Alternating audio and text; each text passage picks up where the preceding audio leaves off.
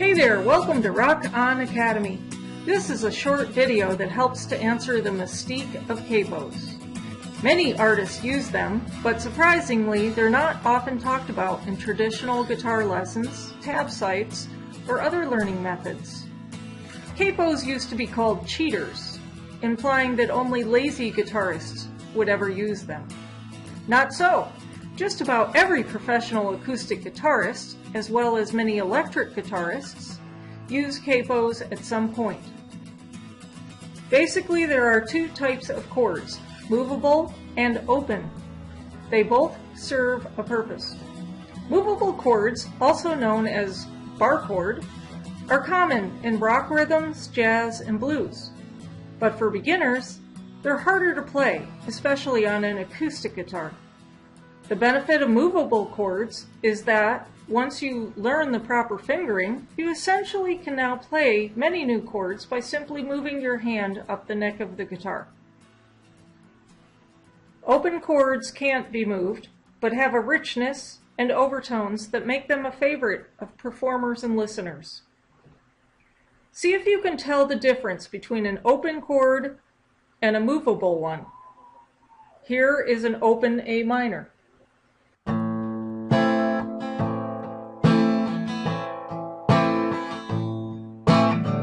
Here is a movable A minor.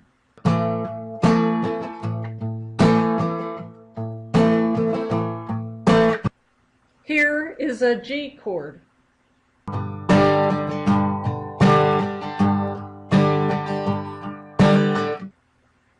Here is a G bar chord.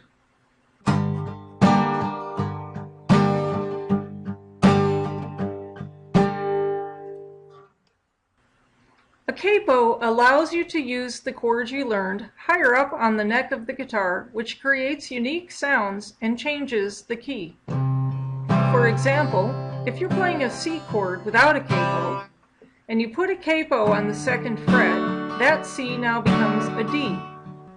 Raise it 2 more frets, and now it's an E.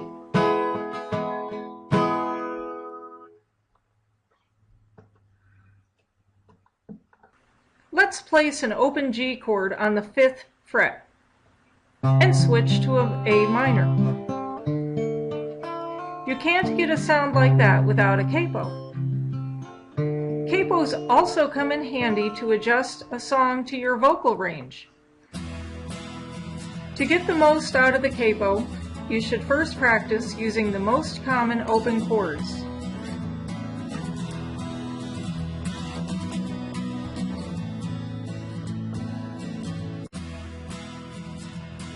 And I highly recommend also working out the F chord.